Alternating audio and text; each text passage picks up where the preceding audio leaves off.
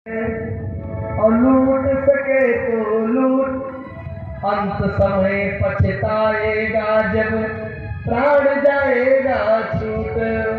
इसलिए समय बहती गंगा है, जैसे आपके गोकुला में बहती गंगा 5 दिन का तीसरा दिवस है।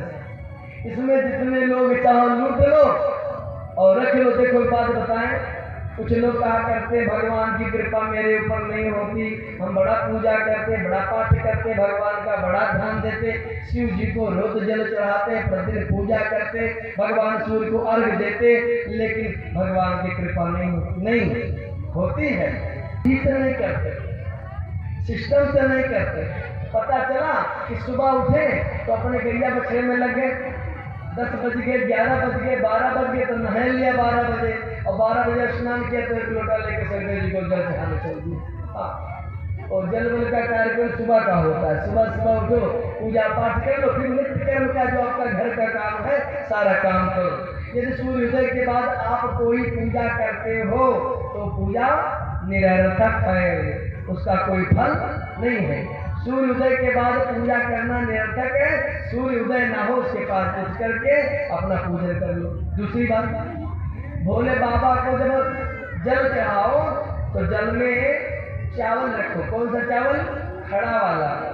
उन्हें किनकी जो घर में चाल दो, चालने के बाद जो खाने योग्य ना बचे तो भगवान को निवेदन करो। ऐसा नहीं, एकदम समूह चावल, उसका नाम है अक्षत। और अक्षत का माने होता है जो क्षति ना हो, जो टूटा ना हो, उसका नाम अक्षत है। तो भगवान को कैसे चावल चढ़ाना चाहिए? सीधा खड़ा अक्षत, टूटा कभी नहीं चढ़ाना चाहिए। और अक्षत चढ़ाने से क्या कहना चाहिए? बहुत लोग होते हैं नक्शे छीन लेते, बहुत लोग नक्शे छीन लेते, बहुत लोग कहते हैं बाजार से हम मंगा लेंगे, महंगा वाला चावल आता है 100 रुपये 150 रुपये किलो वाला, बड़ा बड़ा होता है ना, 250 ग्राम रख लेंगे और जब पूजा करेंगे तो 2 दाना भगवान को चढ़ा देंगे। ऐसे अक्षत चढ़ाने चाहिए।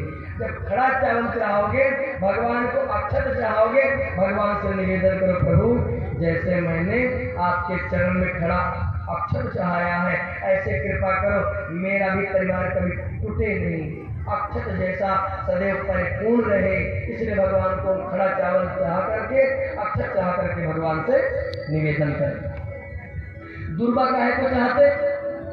हम अक्सर देखते हैं गांव में, वो जब पंडित जी आते कथा सुनाने के लिए तो दूर्वा कैसे जाती? जैसे गैया को घास खिलाना, काट लाती, जड़ से उखाड़ लाती। हाँ, भगवान को जब दूर्वा चढ़ाओ तो ऊपर का सुंदर सुंदर कल्ला चढ़ाओ, हरे हरे घास भगवान को चढ़ाओ, वो भी मोटा नहीं, वो बड़ा वाला घास नहीं, केवल दूर्वांकुर, दूर्वा का अंकुर चढ़ाओ। और अंकुर चढ़ाते समय भगवान से निवेदन करो, भगवान आपके दरबार में मैंने जैसे दूर्वा का अंकुर हरा भरा और कल्ला जैसा होता ना, ऐसे मेरे परिवार में भी अंकुरित होते रहे, बच्चों का जन्म होता रहे, परिवार बढ़ता रहे और आपकी कृपा सदैव विराजती रहे, सदैव बढ़ती रहे। इसलिए भगवान को हम दूर्वा चाहते। और फूल काहे को चाहते? क्यों चाहते फूल? भगवान को पुष्प इसलिए चाहते हैं कि लक्ष्मी वसत पुष्पेषु, लक्ष्मी जी का वास किसमें होता है? फूल में होता है। तो भगवान को निवेदन करते हैं कि हे प्रभु, हे गणेश जी, हे गौरी मैया, हे कार्तिक भगवान, हे भोले बाबा, हमने सुना है विद्वानों के मुख से कि फूल में लक्ष्मी का वास होता है। तो आपके चरण में एक फूल चढ़ा रहा हूँ, ये लक्ष्मी इसमें है, आपकी कृपा बने मेरे घर भी लक्ष्मी आ जाए।